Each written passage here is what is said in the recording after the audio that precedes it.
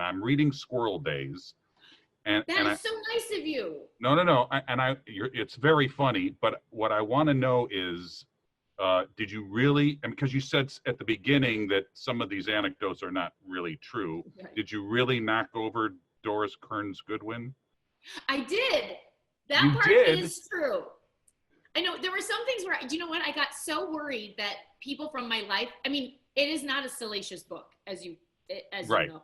But if I because not that so many salacious things have happened to me, but I suddenly got worried, like, what if someone thought, you know, I never said that in elementary school, so that's why I did the disclaimer, like, maybe I exaggerated something.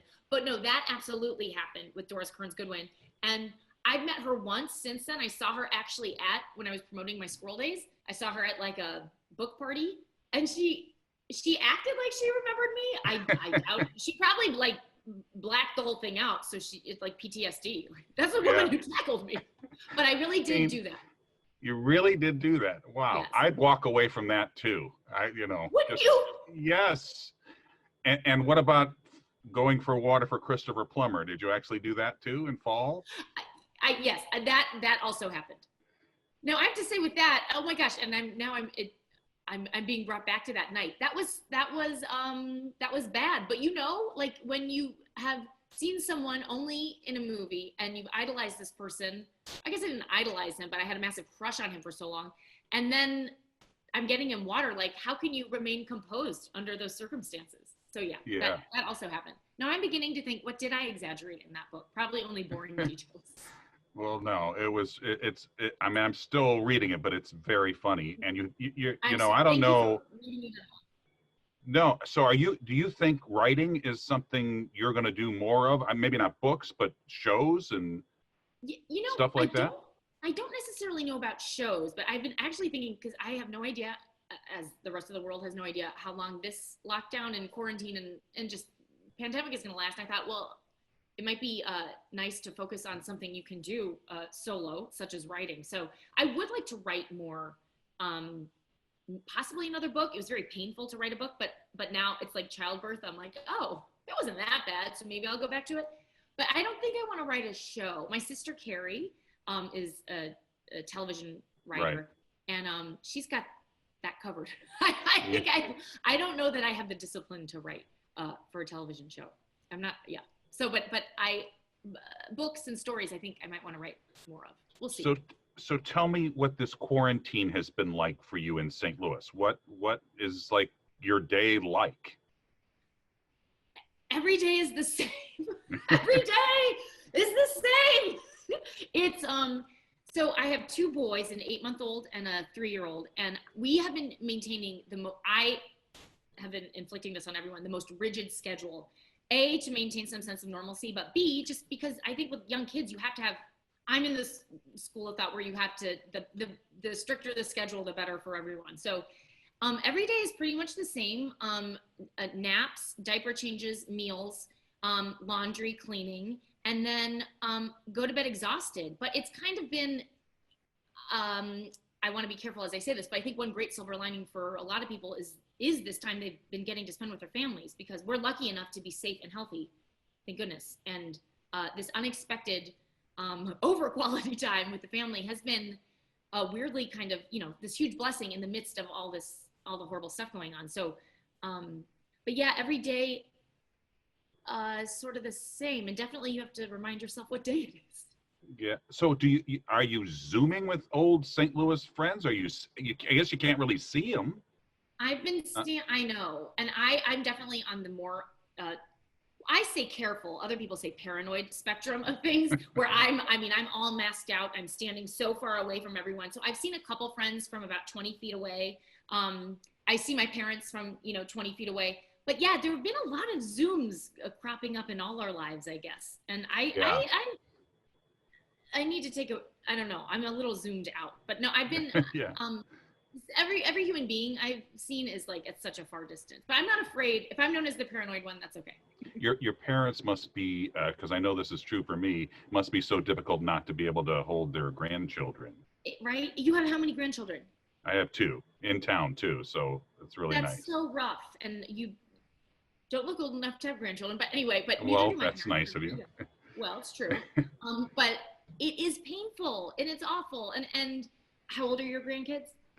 5 and 1 year. So. Oh no! So they're just so scrumptious. Yeah, And well, we've gone over there and maintained our distance so we could at least get to see them. But it's yeah. really rough not to hug. No, it's awful. And I keep thinking, when does this end? Because that is such a short time that they're that age. Right. And so it's right.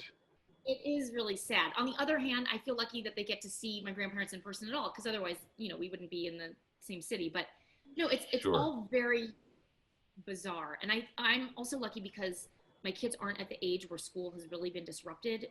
So I feel so bad for all these poor kids out there. Yeah. Saying graduations and all. Are you binge watching anything? Ode to St. Louis. We just finished binging again, Mad Men. I love Mad Men.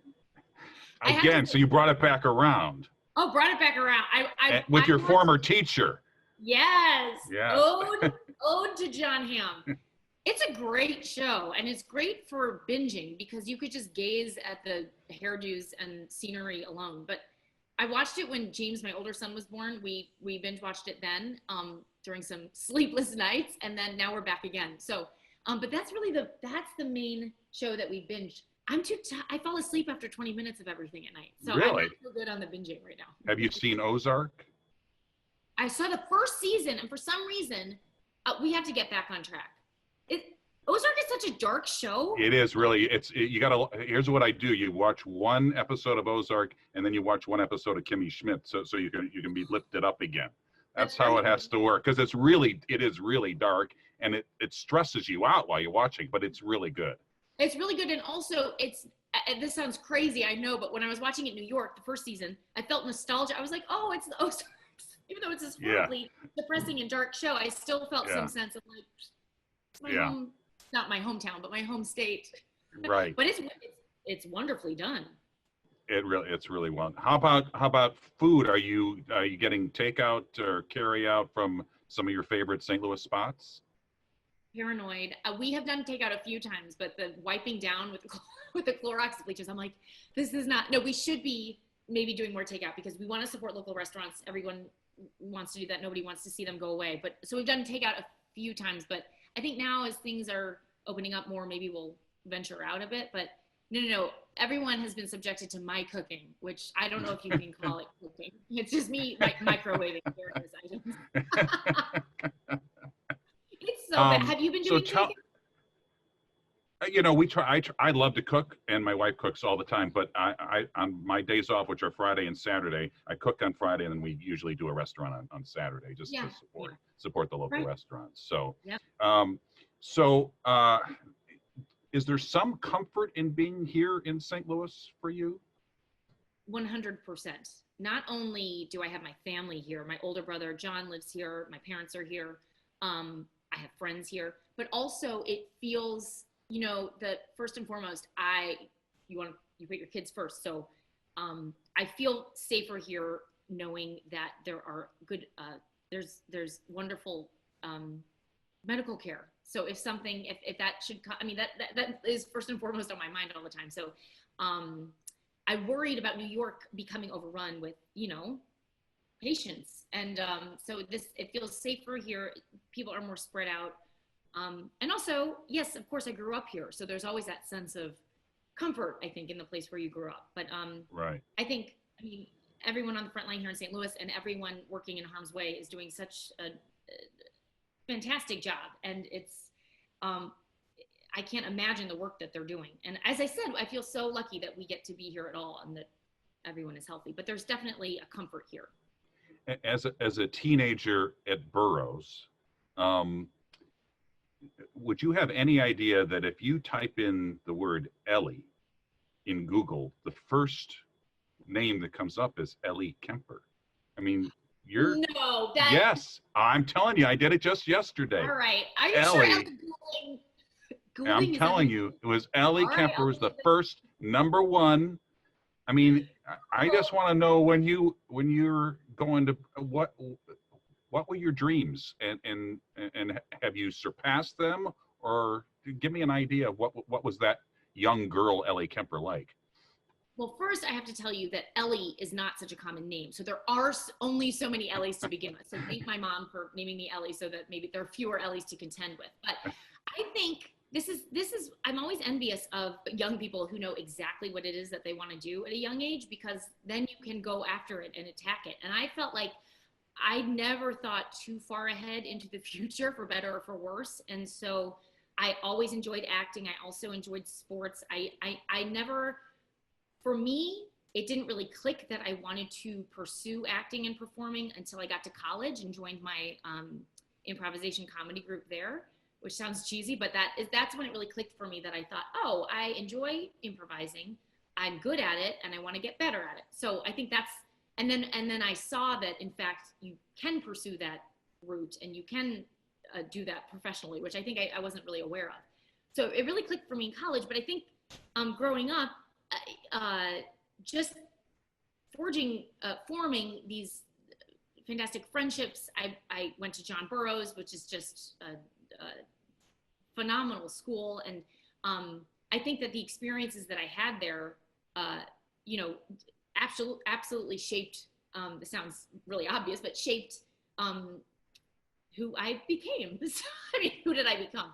Some woman who's living in a friend's house rent free. But anyway, but I do think that, you know, all of my teachers at Burroughs and everyone, Mr. Wayne Solomon, who was the theater director when I was there, and of course, John Hamm, I think that all of my teachers at Burroughs really shaped my interests and the paths that I wanted to pursue. So, but it was never crystal clear to me, you know, in like fifth grade, oh, I want to become an actor or I want to do comedy. My husband is a comedy writer, and that was for him at a young age. But if your sister also went into the business as a writer, there must have been something going on there in your house. Isn't that strange? Well, my family is very funny. I have 3 siblings: my younger sister Carrie, older brother John, and younger brother Billy. And they're just funny. They're like very funny. So I mean, I guess you always think that your sense of humor is funny. That's why it's your sense of humor. But I know it's very interesting because St. Louis isn't necessarily like the hotbed for, you know, going into television comedy. Like that's not necessarily I think it's surprising that 2 members of our family did pursue that. And Carrie was always doing that, you know, like everyone else in the country. We were always putting on plays in our basement and stuff like that. But yeah, I don't know what that is. My parents are really funny people. So I think that, you know, can't help but influence your household. Yeah. I guess the big break was The Office. Can you, I mean, there's a resurgence of The Office because, you know, it ends up on Netflix and people, I mean, more people I think see it today than saw it when it was running on NBC. And I wonder how that's translated for you. Do you get more people coming up to you these days about that experience? Yes, for sure. And no, I don't think anyone could have foreseen the second life on Netflix. And people, oh, I'm so old. People who, I mean, I did just turn 40. Let's just say it. But oh, you're so old. But I am. But I'm embracing it. But I think that children who probably weren't, you know, they were like 2 years old when The Office was on the first run. Now, yeah, they'll come up to me and say, "Oh, are you Erin from The Office?" And it's like, I don't know how old they are now, but it's really interesting and really, I think, uplifting to know that this show appeals to people of so many different ages. I think that young kids connect to it because it's basically a classroom. You know, it's a workplace, but those dynamics and working in the same place all day is infinitely relatable. So, but I think that this resurgence is very cool. It's I'm glad that it's still reaching so many people. And I watched The Office before being cast on it. My whole family did, and I was it always seemed comforting in a way. It was a weird show. Yeah, and really a groundbreaker for its time. But I think what's made us appreciate it more is, you know, when you watch it once a week, I don't think you have it. I mean, it was great, but when you get to binge watch it and you realize how great the characters were, how great the writing was, yep. I mean, you really get to appreciate the show. And I wonder if while you were on it, you were able to appreciate it in that way. Yes, because it's a great question. It was my big break, obviously, but also I think there always was this sense of this is an exceptional show. It is groundbreaking. It's not doing something that had really ever been done in the US before, using this documentary style. And the writing was so different from anything I had seen, and the awkward moments and the cringeworthy moments and the cast, which was crazily talented. It did. I feel so lucky that I did appreciate in the moment, like, this is very rare. This doesn't, of course it is. It doesn't happen very often in someone's life or on television, really. But I think it's a testament. It's certainly a testament to the creators and writers that it has stood the test of time. I know it's not as old as I am, but it's still that it's enjoying this renaissance I think speaks to the heart. And St. Louis was well represented on that show too. What was in the water? I don't know. Phyllis, right? From St. Louis, Jenna Fisher, right. Who? You? Me. A lot of several members of the crew were from here. Rusty Mahmood. It's really interesting. Yeah, and then of course Kimmy Schmidt, and you just did. I'm trying to understand this next episode where you got to kiss Harry Potter. What is the deal there? It's a fine question. What is the deal there? When I read that in the script, I thought, you are kidding me, creators.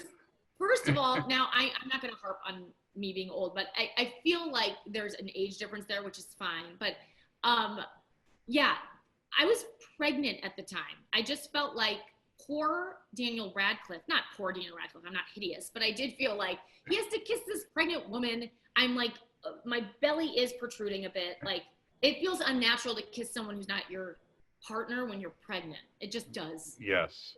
But I'm sure. It is, first of all, he is so lovely. I can't imagine what life is like for him, every single person on the planet recognizing him. And he is just the most gracious, classy man. He was a joy to work with and to make out with. But yeah, it's cool. It's like a choose your own adventure.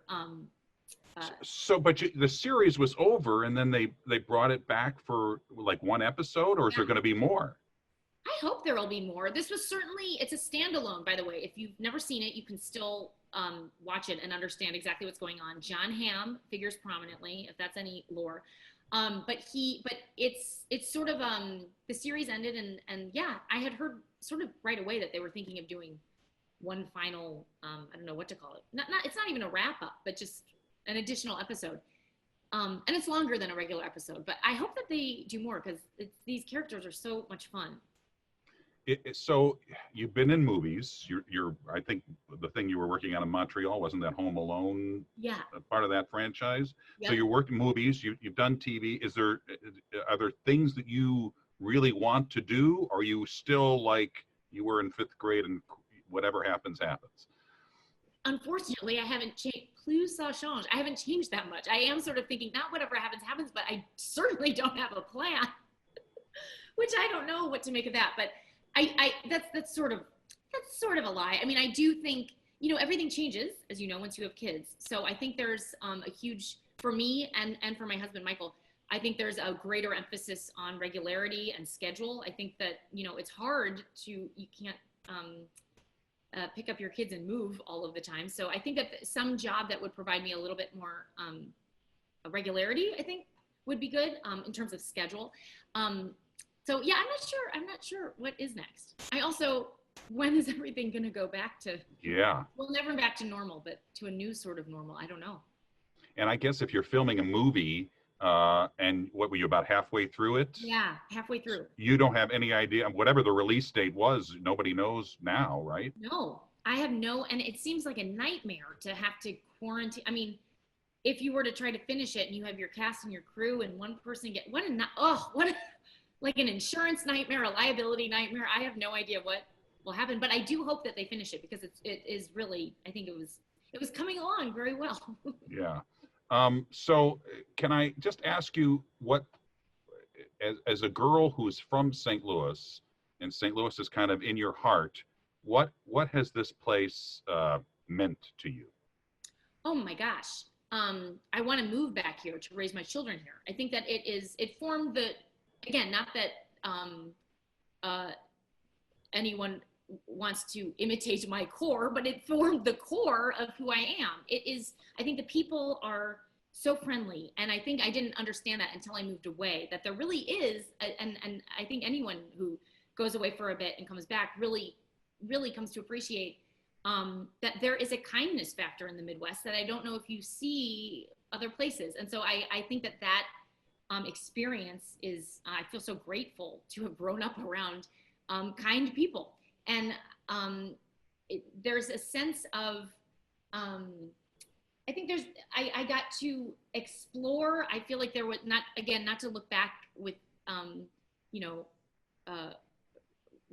rosy glasses, but I do think that there was an innocence kind of to growing up here, where it felt like life didn't move too quickly, that there was time to breathe, there was no overscheduling, and I felt just that there was time to be a child and explore growing up here. And I think the biggest thing though is the people who I just, when I come back, I feel like I know everyone, even though I obviously don't, but there's just a sense of familiarity that I'm not sure you find in other parts of the country or in other cities. So it absolutely, and that's why I'm so happy that my parents are still here, because I can always bring my kids back here.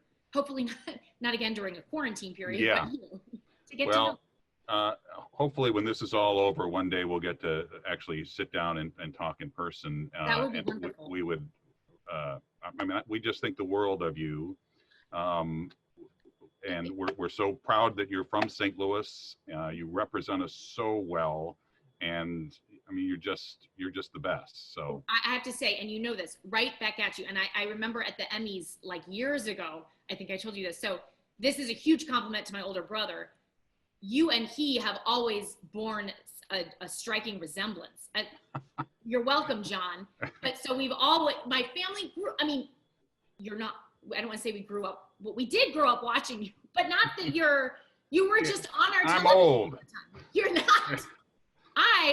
Let's just say I'm young, so it was just such a short period ago. But we grew up watching you. You bring such a comfort to our household, so it's right back to you. Thank you for everything that you do. I don't want you to think that I've been sitting here in a blue T-shirt. It's a St. Louis Blues. All right, yay! As I was shaping the laptop, I thought, I can't get, if I'm too far back, then you won't see my face. Yeah. But I did not just wear a T-shirt. It's St. Louis. So now that you live in New York, you're not like a Yankees or a Mets fan. That's not going to change. St. Louis is my core. Yes, it's your core. Ellie, thanks so much for taking the time to talk to us. Stay safe.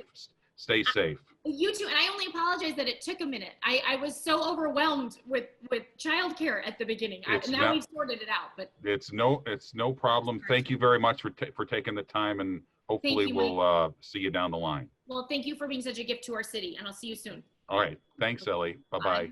Thank you.